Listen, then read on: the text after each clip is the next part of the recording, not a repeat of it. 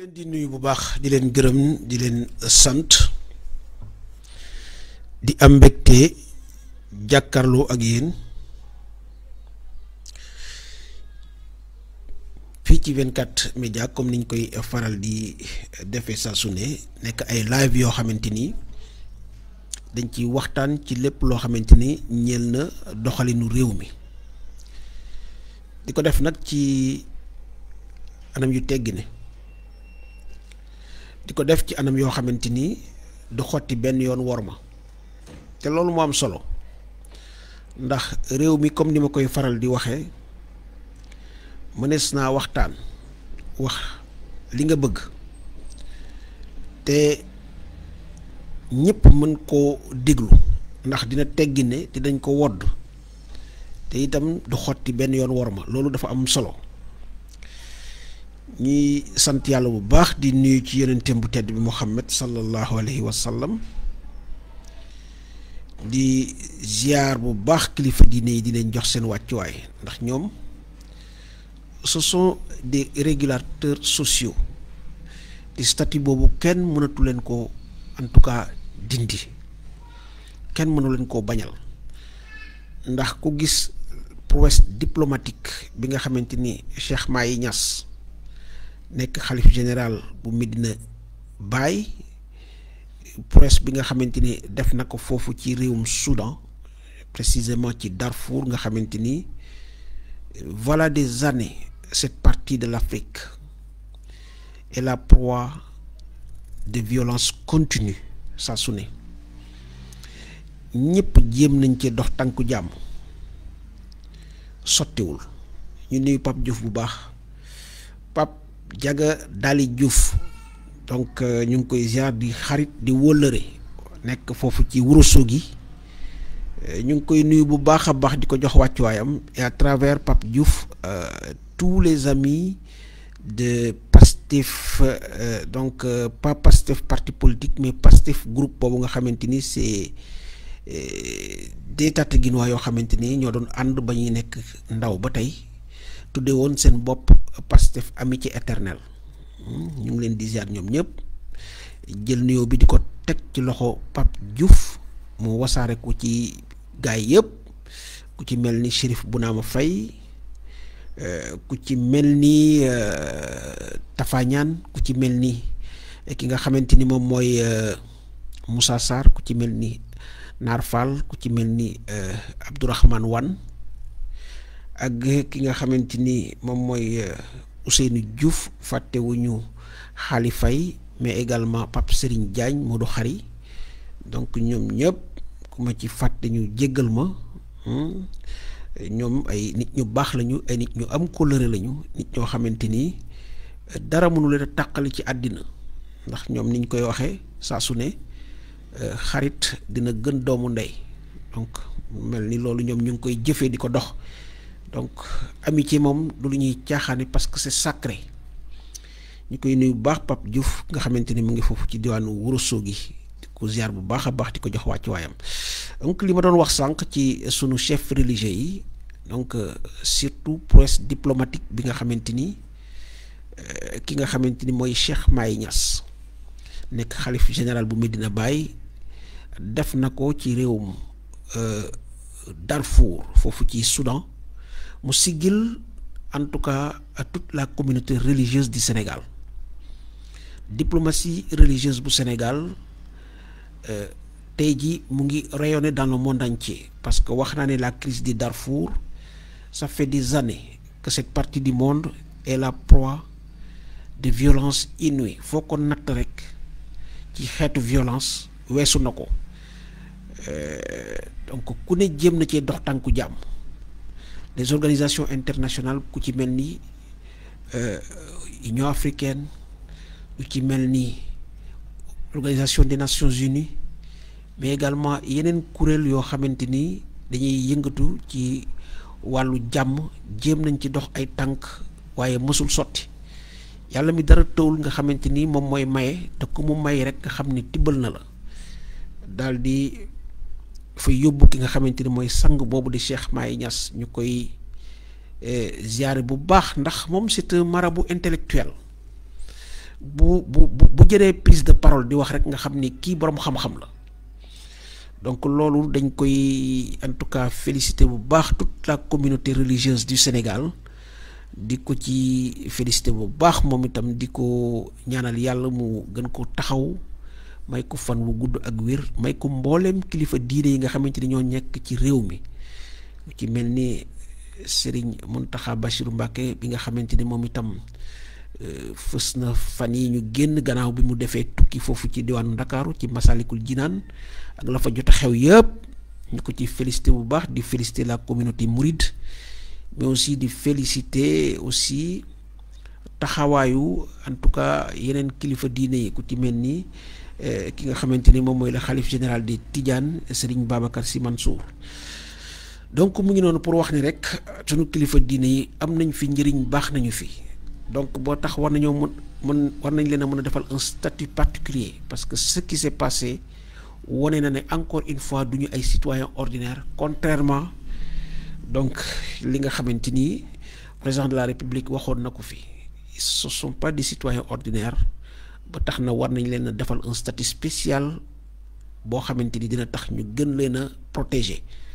parce que ce qui se passe maintenant au Sénégal mooy bëri na fi ay nit ñoo xamante ni kenn xamul seeni motivation ñii ñu nga bitim réew di fa def ay vidéo di ci ŋàññi sunu sëriñ si di leen saaga di yëkkati ay kaddu yu teggi néewlu ay kaddu yu ñaaw di ko teg ci seen der yi loolu yëpp au vu et au su de l'État nga xamante ni wax dëgg yàlla waroon na cee dox ay tànk ngir loolu dakk ndax bi ko fi Assane Diouf defee nekkoon ci réewu Amérique nga xamante ni directement ñoom la laaloon xar nañ ci seen tànk tubéy fexe ba Assane Diouf dellu siwaat ci réew mi donc énergie boobu ñu déployer ba fexe loolu nga xamante ni moom la Assane Diouf doon def buñ ko defoon ci ñii nga xamante ni ñoom ñooy ŋàññi suñu kilifa diine yi di leen saaga jàpp naa ne bu ko réglé wul itam dana ko wàññi te dina dissuader ñeneen ñi nga xamante ni il serait tenté de reproduire la même chose. Donc en tout cas nos chefs religieux, nous demandons à ce qu'ils aient un statut spécial, en tout cas leur permettant d'être mieux protégés donc contre certaines invectives, les insultes, etc. Donc des personnes mal intentionnées yi nga xamante ni en tout cas ñu ngi leen di song dans les réseaux sociaux. ñu nuyu bu baax kilifa aada yi donc ñi ngànk réew mi ak kujje politique bi ndax réew mi noonu la bindoo wax naa ne ku fóotal mbët roccil bar ndax réew mi noonu la tëddee boo laalee fii fokk nga laal fële donc ñoom it ñu ngi leen di nuyu bu baax nga xam ne ñoo seq langue politique bi di leen gën a wax ni nañu dellu si waat seen xel ils doivent en tout cas revenir à la raison pour la bonne et simple raison boo xoolee tout simplement ñoom ils représentent une infime minorité de la population ñi nga xamante ni ñoo nekk ci langue politique bi et ce sont eux qui tiennent en haleine ce pays yëngal réew mi ci ay anam yoo xamante ni mën naa ñàkk ndax ku nekk boo defee li nga war a def teg ko ci yoon ñi nga xamante ni ñoom ñooy diriger teg seeni mbir ci yoon parce que en fait c'est ça mënuloo yow mi nga xamante ne yow yaa ŋànk réew mi téye ko ci say loxo di ko doxal bu fekkente ne yaa jiite di jalgati il va sans dire que l'opposition également du la ko may te loolu toujours mooy indi li nga xamante ni moom mooy en tout cas différent yi ñuy gis ak jiixi jaaxay ak lépp li nga xamante ni c'est des perturbations muy am ci biir réew mi donc boo jiitoo na nga inscrire sa action dëppale ko ak li nga xamante ni moom la yoon santaane mais mënuloo jiite ba pare di jiital lépp li nga xamante ni moom mooy yàqu di nuyu bu baax ki nga xamante ni moom mooy Dame Ndong Dame ñu ngi koy ziar bu baax jërbaat à travers Dame ñu ngi nuyu toute la population de Tataguine di jël nuyoo bi di ko teg ci loxo Dame di ko wax nuyul ñu waa Tataguine nga xam ne suñu dëkk bopp la donc ñu ngi leen di nuyu bu baax di nuyu ñëpp ñu fay yeewoo di leen jaajëfee waaye itam di leen wax ne ñu ngi delloo di kontaan ci li nga xamante ni mooy en tout cas événement religieux yi ci ju fa jot a am lu ci mel ni réouverture mosquée bi, mais également cant annuel yi nga xamante ni Serigne Mountakha Mbacké def na ko fa mu nekk des événements religieux yoo xamante ni dafay inscrire Tataguine en tout cas ci dëkk yi nga xamante ni fooyowuñu diine ñu ngi koy suuxat di ko doxal, loolu dañ ci bég bu baax a baax. Donc di wax rek ne sunu mbokku politiciens yi nañu xam ne am réew jàmm moo ko jig, ki nga xamante ni moom mooy doxal jiite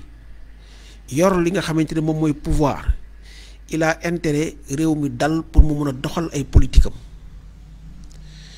Ki nga xamante ne aussi moom moo nekk ci kujje gi, ils ont intérêt ñu fexe ba dëkk bi du lakk, bu ko defee buñ ci jotee mun a jot en tout cas un pays boo xamante ni wax dëgg yàlla nekkul en mille morceaux. loolu c'est extrêmement important. Donc ku ci nekk ci say action da ngay xam ni dafa am loo xamante ni mënuñu koo xaajoo, te mooy le trait d'union bi ñu lëkkale ñun ñëpp muy le Sénégal. kon Sénégal boobu nañu fexe ba sauvegarder ko, fexe ba du nekk réew moo xamante ni en tout cas dafay bokk ci réew yi xamante ni daf bëri ay yàqu-yàqu. Tey jii nag ci actualité, waaye balaa maa ñëw ci actualité bi dinaa jaajëfi bu baax suñu internautes yi nga xamante ni saa su ne ñu ngi ñuy topp fii ci 24 médias di ñu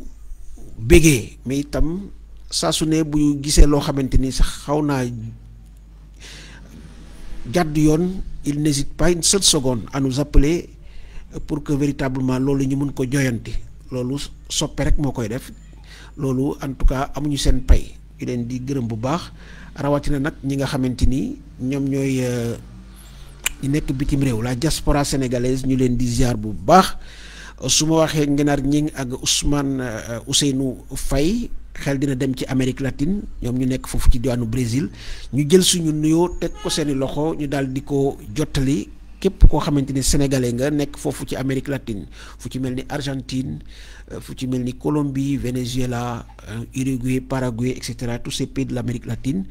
ñu jël également nuyoo bi teg ko ci loxo ki nga xamante ni moom mooy Fatima Lopi ak Odette Diatta, donc ñu nekk du côté de l'Amérique du Nord, surtout le Canada. ñu nuyul ñu ñëpp ñi nga xamante ni ñu ngi foofu. ñu jël également nuyoo bi teg ko ci loxo Adama Pouy Xaali Fay, ñu daal di ko wasaare foofu ci diwaanu Italie. del nuyoo bi teg ko ci loxo ki nga xamante ni ma Doga Thiam, ki ne Fatou Dramé ak Ndella Diouf, ñu daal di ñu koy jottalil ñëpp ñi nga xamante ni ñoom ñoo nekk foofu ci diwaanu France. donc ñu leen di ziar bu baax, fàttewuñu nag suñu internet biir réew, Antoine Thiaw, Dame Ndong, Pape Diouf, vraiment ki nga xamante ni moom mooy Mariama Gueye Dabo depuis Niakhar, mais aussi ki nga xamante ni moom mooy Doudou Ndiaye depuis Malicounda. fàttewuñu waa Diofior, donc Babacar Mbaye Labou, ñu ngi leen di ziar bu baax. di nuyu aussi donc un collègue Cheikh Tidiane Ñing, ñu ngi koy ziar bu baax, di ko jox wàccuwaayam, talibé Cheikh boobu nekk ku baax, ku labir, ku ubbeeku, ñu koy ziar bu baax Cheikh Tidiane Ñing, di ko wax ñu ngi koy béggee bu baax a baax a baax a baax, di ko ñaanal yàlla dolli ko wér. waaw talibé Cheikh bi ñu ngi lay ziar de Cheikh Tidiane, yàlla dolli wér bi, parce que yow moom sunu xarit nga, sunu rakk nga, sunu wëlëre nga. ñu ngi lay ziar bu baax a baax a baax. di ziar bu baax aussi Dame Ndong, merci beaucoup mon oncle. Donc ok, gis nañu ok sa engagement aux côtés du peuple. Bon vent 24 médias, merci. ki nga xamante ne moom mooy Dame Ndong di jarbaat, moom itam nekk en tout cas neveu jarbaat bu am engagement ci li nga xamante ne moom mooy la cause juste, parce que c'est extrêmement important. donc cause juste bu ñu ko waxee mooy li nga xamante ni wax dëgg yàlla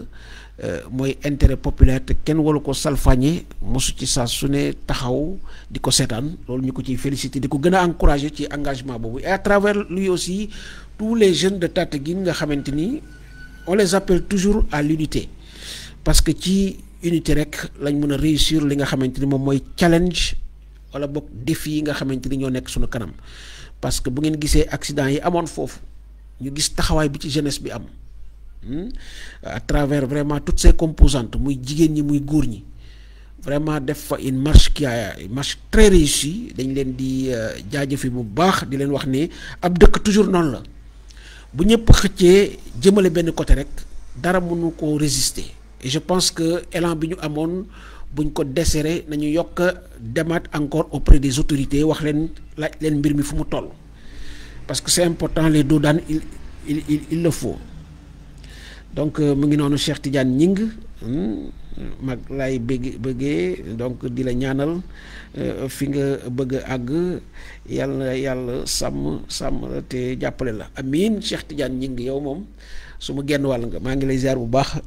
Cheikh Tidiane talibi Cheikh bu baax boobu kuy ziar bu baax a baax donc mu ngi noonu di féliciter bu baax la population de Tataguine ci li nga xamante ni en tout cas am nañ ko muy taxawaay bu amam solo surtout cette jeunesse nga xamante ni je les invite à beaucoup plus de solidarité ñu gën a ànd xëccandoo donc benn côté loolu dafay bokk ci li nga xamante ni en tout cas dina leen dimbali ci lu bëri alors donc nuyu naa internet biir réew yi ak bitim réew Antoine Thiaw ñu koy dolli di ko jaal waajuram bu góor boobu nga xamante ni en tout cas ñàkk na ko Antoine Thiaw commandant Thiaw ñu ngi koy jaale bu baax a baax moom suñu wëlëre la suñu nit la ndax loolu bu dalee ci kawam ñun ñi danañu métti lool ba tax na ñu ngi koy jaal bu baax a baax à travers ma personne tous les internautes de 24 médias tous ceux qui interviennent fii ci 24 médias ñu ngi koy présenter suñuy condoléances les plus attristées di bokk ak moom naqar boobu donc ceci étant ñu ñëw léegi ci yenn ci ay pàcc yoo xamante ni gis nañ ko ci actualité alors tey jii ci la une des journaux dafa am ñaari yëf yoo xamante ni ñoom ñoo ma frappé bi ci jiitu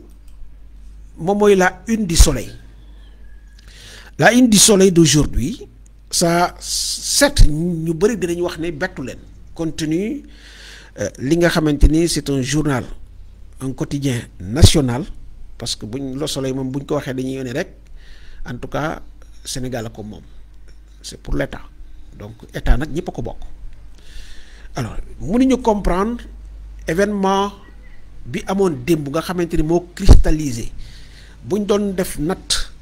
ci actualité bi am démb mën nañu wax ne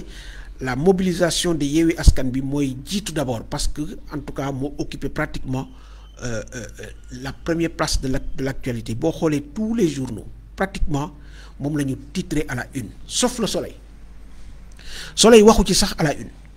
le soleil le président Macky Sall se dit satisfait exécution des missions des entreprises de presse publique loolu lañ titré à la une il y a pas un seul mot sur la marche de Yewwi Askan bi sur la mobilisation de Yewwi Askan bi journal le soleil nga xamante ni c'est un journal national un quotidien national qui est censé relater tout ce qui est actualité de laal réew mi ak fu mu mënti féete parce que ñëpp a ko bokk ñëpp ci bokk yem mais on se rend compte que ñi nga xamante ni ñoom ñooy la direction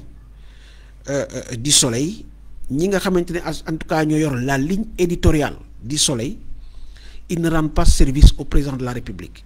parce que le président de la République a besoin d'être édifié sur ce qui se passe réellement sur le terrain te journaux yi la presse def ci am solo bu bag imaginez leen que le président de la République ne lit que le soleil imaginez ce qui va se passer donc cela veut dire tout simplement que ñoom ils vont rendre un très mauvais service au président de la République dans la mesure où duñ ko wax exactement lan moo xew ci réew mi waaye coow démb li même président bu ko waa soleil waxul fa mu toog palais dégg na coow li parce que le président était là c'est ça la vérité le président de la République est parti après parce qu'il a débarqué à Paris à 2 heures du matin donc ça veut dire que li coow li bëri yëpp riir mi nekk foofu ci Colobane yëpp njiitu réew mi mu ngi woon palais donc pour vous dire que alors le président de la République warul nangu ñuy jël un quotidien national nga xamante ne moom mooy le soleil di ko colorer parce que ce journal est un journal coloré aux couleurs marron beige parce que bu doon événement boo xamante ni donc le camp présidentiel Benno Bokk Yaakaar moo ko organisé vous allez voir donc en titre gras à la une de ce quotidien loolu donc la ñuy titré wax ci donc jagleel ko nag xët yu bare bari ci biir journal bi malheureusement donc ils n'ont pas pipé un seul mot à la une de cet événement nga xamante ni pratiquement moo cristallisé woon toute la presse hier parce que nag c'était une manifestation boo xamante ni réussie et je pense que le président de la République a besoin d'écouter la rue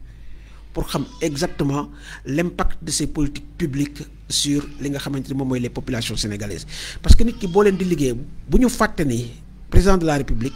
mbindaanu askan bi la parce que nit ñi ñoo jël seeni xob sànnil ko ne ko yoral ñu santé bi yoral ñu éducation yoral ñu koom-koomu réew mi yoral ñu dem bi ak dikk bi yoral ñu càmm gi mbay gi et cetera. En fait c'est ça, c'est une délégation de pouvoir donc c'est le peuple qui délègue ses pouvoirs au président de la République ne ko doxalal nattal ko un budget à travers l'Assemblée nationale ne ko nangam mi nii fexeel ba fu waay nekk ci secteur boo mënti ne ci pàcc boo mën a ne nga yëg li nga xamante ni moom mooy alalu réew mi yegg si na ba ci yow mais on se rend compte que journal bu mel ni Le Soleil ñu ngi dox diggante président de la République ak askan wi parce que comme je l'ai dit tantôt le président de la République a besoin d'écouter la clameur publique d'écouter la rue ba xam lan moo xew quel est l'état d'esprit des Sénégalais fan la Sénégalais yi toll ci moom lan la ko Sénégalais di réclamer mais bu fekkee ne nag y a des journaux comme Le Soleil am également une presse boo xamante ni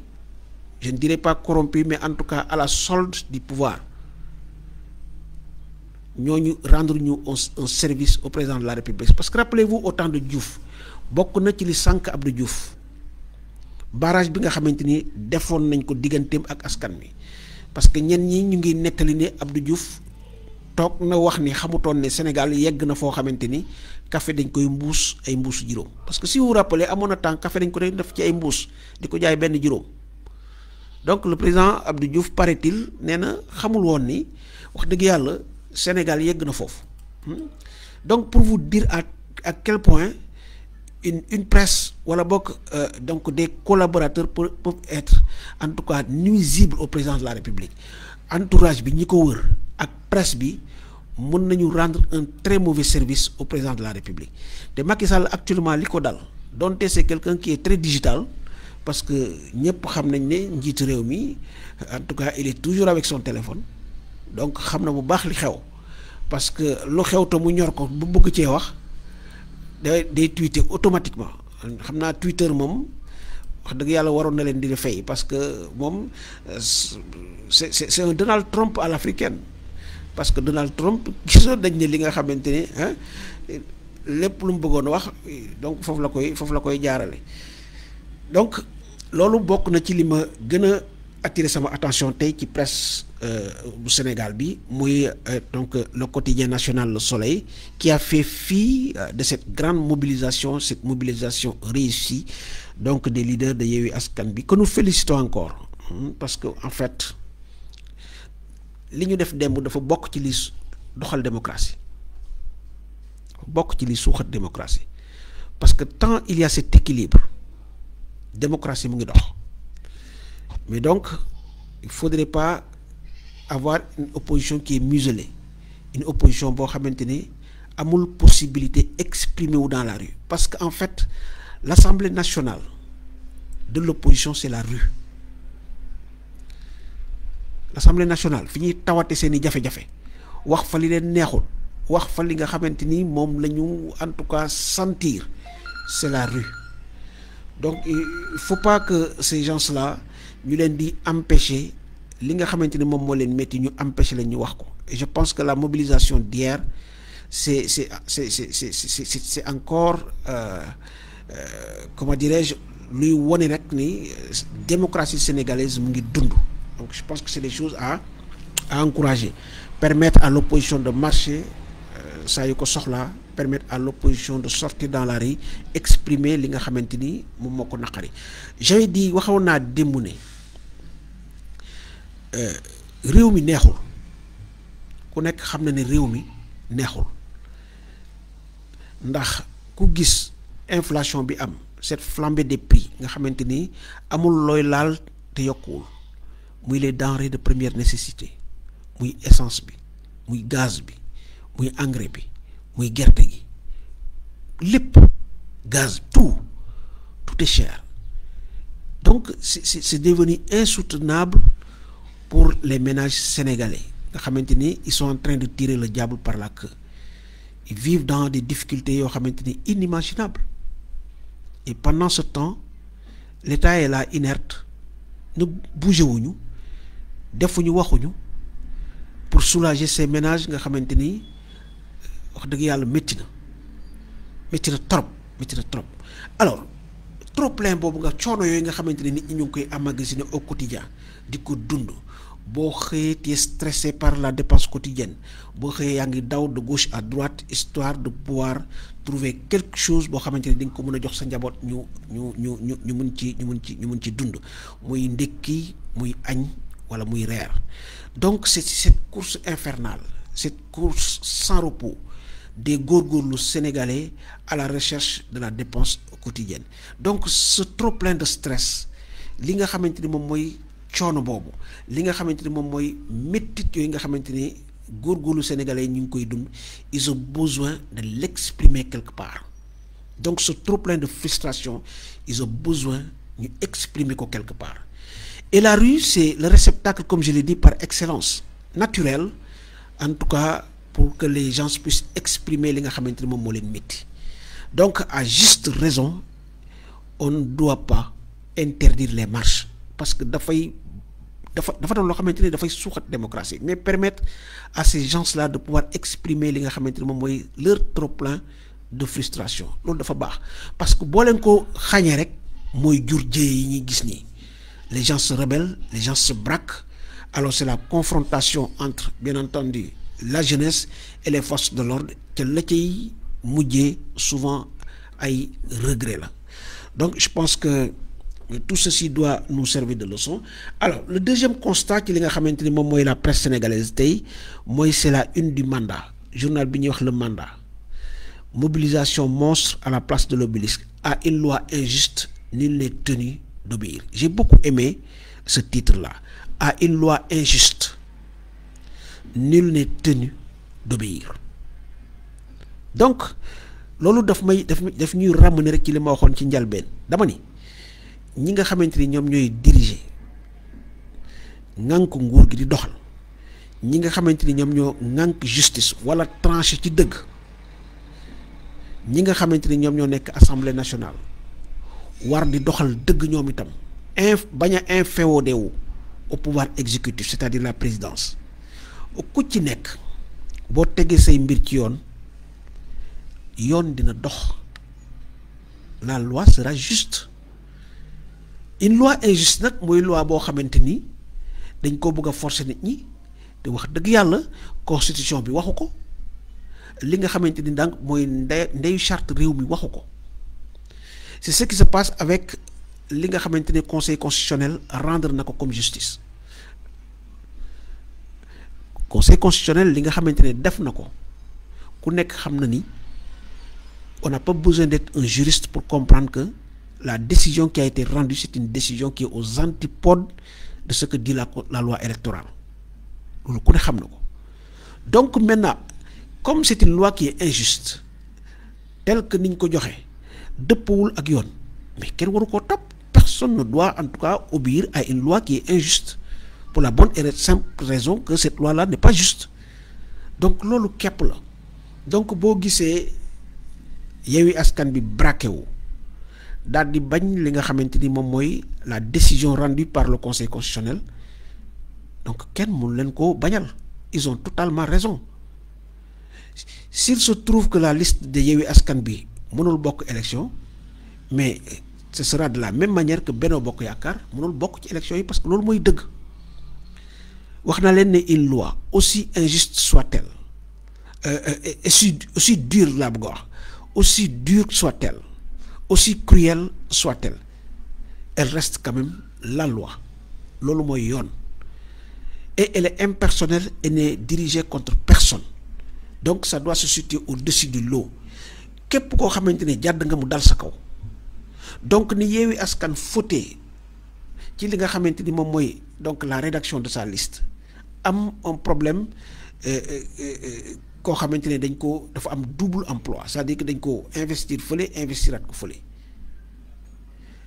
Donc la ca yoon wax nañ ko appliquer sans état d'âme. Mais aussi li nga xamante ne moo xew avec la liste de Benno Bokk Yaakaar nga xamante ni ñoom le nombre de parrainages requis dañ ko dépasser d'un parrainage, la ca yoon wax nañ ko appliquer sans état d'âme, même si c'est la liste du président. Parce que le président Macky Sall ne doit pas avoir peur, en tout cas, de perdre des élections. Parce que forcément, pour qu'il quitte le pouvoir, il va falloir qu'il perde des élections. Abdou Diouf, pour Moudem, il a fallu qu'il perde des élections. Abdoulaye Wade, pour Moudem, il a fallu qu'il perde des élections. Donc, nous n'est que président, n'est que mbeur, di beure ci langue bi ne do daanu lolu yalla may ko kenn xol ko ci lamb ji ñepp ñi fi teun yépp daanu nañ. Yekini tok na fi 15 ans d'invincibilité, il a fallu le jeune Balla Gaye ñew ci ben ngone rek mu humilier ko.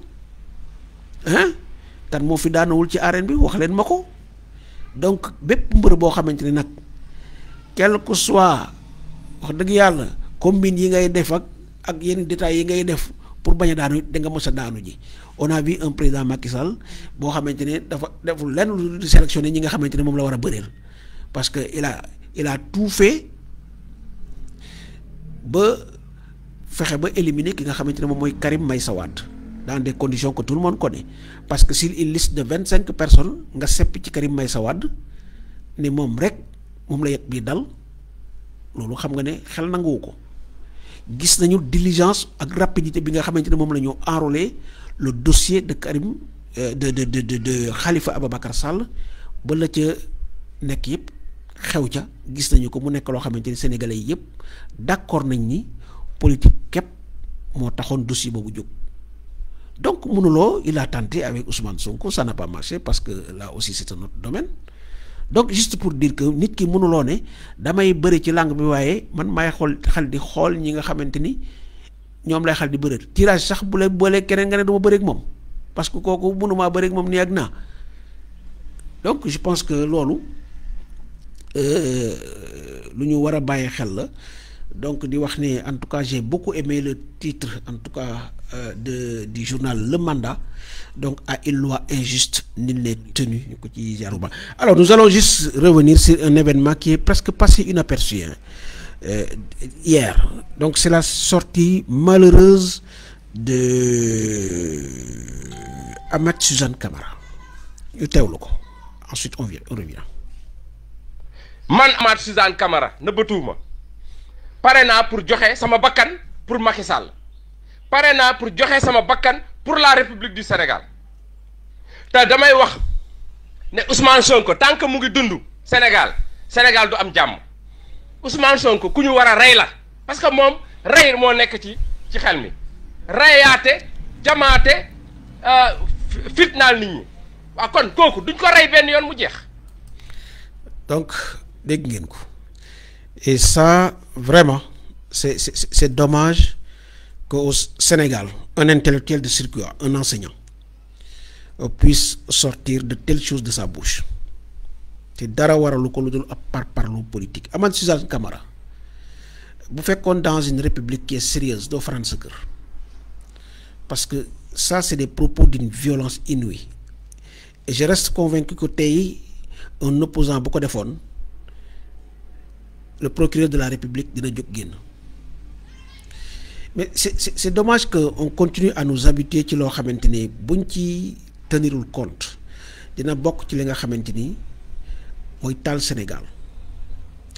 Gis nañ fi une dame qui s'est levée qui a insulté toute une ethnie dara fekk ko ci. Gis nañ fi un marabout entre guillemets qui a traité de voleur toute une ethnie dara fekk ko ci. Gis nañ fi ay mbir yoo xamante ni souvent ñi koy def soit am nañ quelqu'un qui est derrière eux bu nekk dans le pouvoir wala ñoom seen jëmu bokk ñu bokk ci pouvoir te dara lañ ci fekk. Alors que si c'est le contraire, donc vous voyez, donc la DIC est activée, la brigade de recherche est activée, le procureur de la République s'auto-saisit ba gis nañ fa muy mujj. Vous pensez que ce que kii li mu def Ousmane Sonko quelqu'un boo xamante ni actuellement ci réew mi dayoo bi mu yor ci réew mi kenn du ko natable parce que actuellement si on parle chef de l'opposition nga xam ne dañ ko war a protéger parce que ñoom chef de l'opposition moom mooy suuxat parce que mooy balancer le pouvoir te loolu dafa bokk ci li nga xamante ni moom mooy doxal am réew doxal démocratie kooku il doit être protégé mais imaginez Ousmane Sonko tey bu amutoon les moyens de se protéger qu'est-ce qui allait se passer parce que ay nit ñu mel nii ku ci mel ni Amath Suzanne Camara nga xamante ni tekkiwul dara ci réew mi dara rien du tout parce que tout le monde se rappelle de la vidéo bi nga xamante ni alors donc il se donnait en spectacle avec d'autres collègues ñu ciy saagante ci anam yoo xamante ni ñëpp dañ leen a jéppi comment quelqu'un ku mel ni war na yëkkati des propos aussi gravissimes te dara fekk ko fi muy naan alors Ousmane Sonko tant que rey nu ko réew mi du am jàmm est-ce que vous avez une fois entendu Ousmane Sonko muy wax ne dafay rey nit déedéet Ousmane Sonko il a toujours donc moom résistance la mës a prôné mais pas à des assassinats ñu ngi xaar nag di déglu ba xam qu'est-ce qui adviendra ndax Amath Suzanne Camara mi ndax dara dina ko ci fekk wala dara du ko ci fekk bu ko ci dara fekkul nag ñu xam ne dëgg-dëgg cette justice là fi ñu koy lalal wax dëgg yàlla fa la daanu nag parce que toujours dañuy am le bénéfice du doute sur cette justice ñi ngi naan donc dafa jéng wala jéngul mais mu ngi bëgg a bari quand même des cas similaires qui se répètent sans pour autant que ces gens-là ne soient nullement en tout cas inquiétés parce que li mu wax c'est extrêmement grave vraiment appeler à l'assassinat du chef de l'opposition des faits gënu ko grave et il est chez lui tranquillement en train de boire son thé sans pour autant que dara fekk ko ci je pense que loolu vraiment xanaa justice bi dina ci àddu wax ci loo xamante ne en tout cas dina dissuader éventuellement ñi nga xamante ne il serait tenté en tout cas de répéter les mêmes propos de Amath Suzanne Camara mbokk yi li moo nekkoon li nga xamante ni moom lañ indi woon tey ci 24 médias donc ci seen waxtaanu tey ci li nga xamante ni moom mooy doxalinu réew mi ñu wax ko nag ci anam yoo xamante ni jàpp nañ ni